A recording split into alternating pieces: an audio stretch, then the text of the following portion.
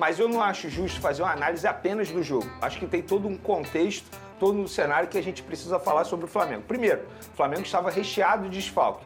E torcedor rubro-negro, o Arrascaeta ele não foi poupado.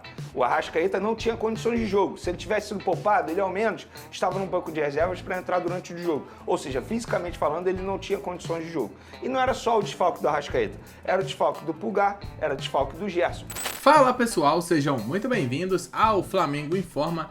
E agora vamos acompanhar a resenha que aconteceu lá no SBT Esportes Rio, o programa, claro, do Rio de Janeiro. A imprensa carioca, a mídia carioca analisou ali, falaram, né, sobre esse 0x0 entre Flamengo e Botafogo, o que poderia ser diferente. O Vene acabou ressaltando também o fato do Flamengo jogar com o time todo diferente, né, já que teve alguns desfalques importantes. Gerson, Arrascaeta e Pulgar não atuaram, isso quebrou de certa forma o meio-campo do Mengão. Vamos acompanhar a análise e também o que esperar do Flamengo para os próximos jogos, tudo isso e muito mais a partir de agora. Orar, nada. Pegou? Tá? Quero. Sobrou lá em São Januário. Deixa eu botar aqui que eu tô precisando. Vai, tá precisando. Aqui, ó, o resultado deixou o rubro-negro mais... Ah, esse negócio de rubro-negro, né? E o Palmeiras, hein, Venê? Roda o VT. Não tem Roda jeito. o VT. Roda. Um erro na saída de bola do Botafogo proporcionou a melhor chance do Flamengo no jogo. Luiz Araújo viu John brilhar no clássico dos goleiros no Maracanã. Foi uma bola que acabou desviando, né? Procurei posicionar rápido também, porque acabou andando na saída de bola. E fui feliz, graças a Deus. Esse, acho que, igual eu falei, né? Um ponto importante, o Campeonato Brasileiro é isso. Quanto mais a gente somar, melhor de fora de casa, também vale a pena. Valeu. O Botafogo respondeu rápido na batida perigosa do Cuiabano. O time alvinegro ainda assustou no primeiro tempo com Juan Cruz e na cabeçada do Igor Jesus por cima. O Flamengo voltou assustando com Everton Araújo no segundo tempo. O time de Felipe Luiz deu sinais de melhora, com Luiz Araújo arriscando de longe, mas parou aí.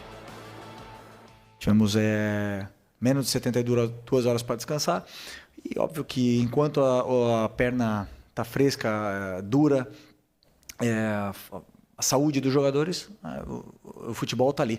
Agora, desse jeito, que o torcedor se acostume. Os melhores não vão estar no campo, nem aqui, nem os do Palmeiras, nem os do Botafogo, nem...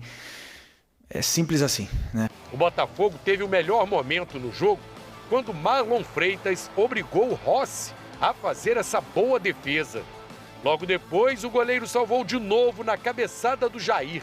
A partida ficou sem emoção, até que no acréscimo, Alexandro deu esse chute que passou perto. Deixo parabéns aos jogadores pelo jogo que fizeram, porque não é um campo fácil nem um adversário fácil. Jogaram como se joga um clássico. Representaram dignamente o campeão da Série A do Brasil. E acho que de facto a melhor oportunidade é nossa e que podíamos ter feito golo aí, mas obviamente entendo que o empate é justo. O empate até mantém o Flamengo na vice-liderança do Brasileiro, mas como o Palmeiras venceu, abriu 4 pontos de vantagem na primeira colocação. Já o Botafogo segue na 9ª posição, a 4 pontos do G4. É um campeonato de pontos corridos, não é um mata-mata Palmeiras e Flamengo só. A gente tem que manter a regularidade de não... Quando não der para vencer, a gente não perder pontos em casa, principalmente contra adversários que vão brigar com a gente, como foi Inter, como foi Botafogo, e procurar construir o nosso jogo sempre. Cansaço, desfalques, faltaram gols e jogadores como Arrascaeta e Arthur no Maracanã. Muita coisa para falar hoje. Todo mundo jogou final de semana, o Campeonato Brasileiro aconteceu. Vamos falar de Vasco, Fluminense. Tá feliz, ô Cris, com o seu Fluminense? Sim. Tá, ele tá, diz que ele tá. Vene Casagrande, eu vou falar do Flamengo. Ô, Lucas Pedrosa, eu quero que você faça a análise do meu fogão. Vou primeiro com você, Vene Casagrande. Gostou do Flamengo? Foi um jogo meio borocochô, né? Um 0x0. Não ter gols é sempre um pouco triste no futebol.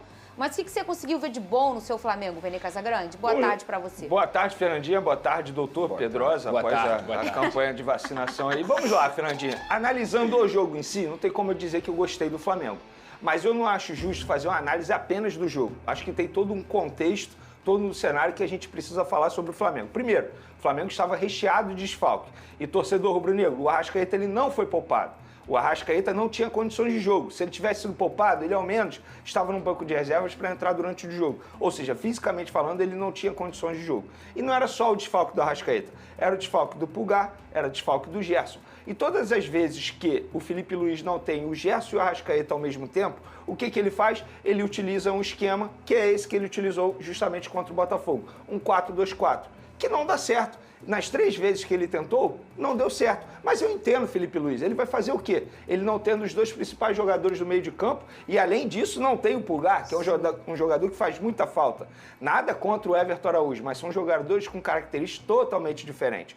Então, no ponto de vista tático, eu acho que o Flamengo fez até um bom jogo no primeiro tempo, organizado. Mas no segundo tempo ficou um time extremamente desorganizado. Individualmente falando, alguns jogadores foram abaixo daquilo que se espera. O Luiz Araújo, por exemplo, não fez um bom jogo. O próprio Pedro, que fisicamente falando, precisa evoluir sim. Isso ficou nítido ontem, mas eu, ao contrário do Felipe Luiz, eu não tiraria o Pedro quando ele optou por tirar o Pedro. A gente pôde ver o Matheus Gonçalves, que a gente sempre pede aqui minutagem para ele. Ontem ele teve a chance, mas entrou no segundo tempo muito mal também. Eu acho que o Wesley, muito torcedor rubro-negro, está criticando a atuação do Wesley, mas no ponto de vista tático ele foi muito importante, porque ele neutralizou o Cuiabano, que é uma peça fundamental do Botafogo. Então, taticamente falando, o Wesley foi muito bem. Individualmente falando, a gente pode discutir. Fico aqui lamentando o cartão amarelo que ele levou, ele vai ser desfalque contra o Palmeiras na próxima rodada. Mas, para mim, o grande jogador do Flamengo, até mesmo da partida, se eu tivesse que eleger um jogador, seria o Léo Ortiz. O que o Léo Ortiz jogou ontem? Ele jogou muita bola como zagueiro,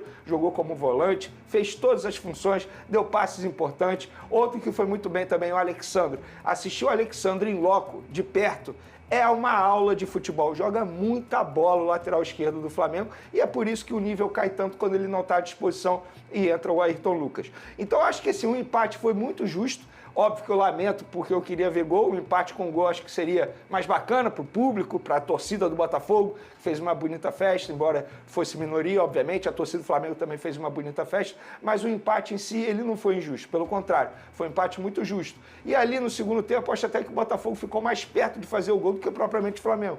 Porque, eu repito, no fim das contas, o Flamengo ficou muito desorganizado. O próprio Felipe Luiz falou isso. Mas não tem como criticar o treinador, porque o treinador estava sem suas principais peças. Tanto é que o Flamengo terminou com Varela de volante. Gente, isso mostra, evidencia a necessidade do Flamengo fazer contratação.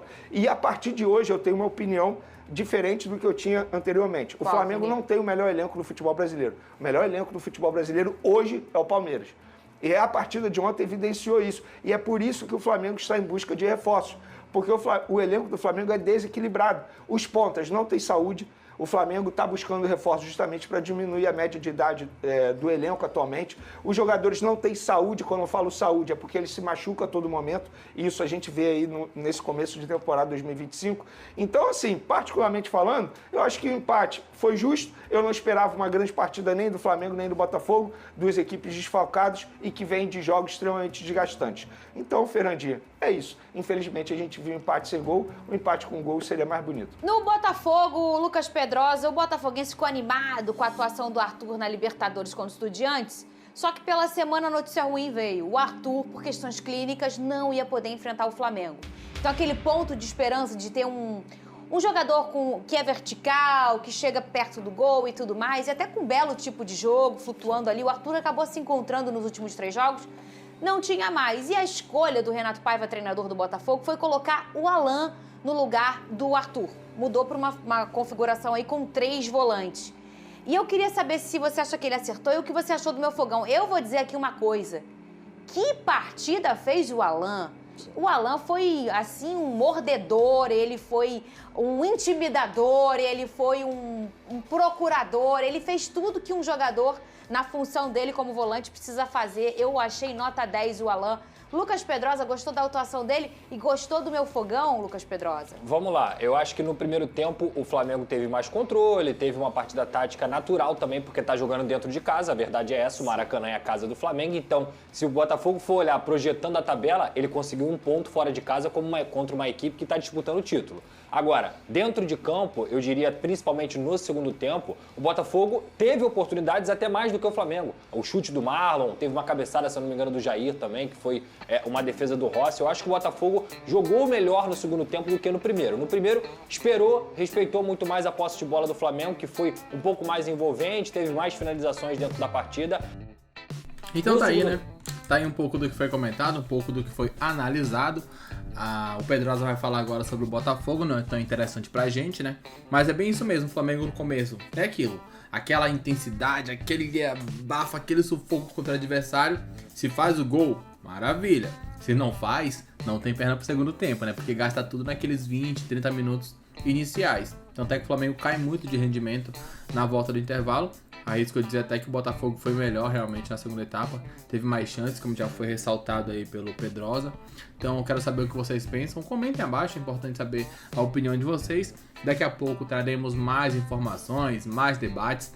Tudo sobre esse 0x0 e também o que esperar do Flamengo para a próxima rodada do Brasileirão contra o Palmeiras, porém, no meio de semana tem o jogo da volta, aquele da Copa do Brasil contra o Botafogo da Paraíba, é claro.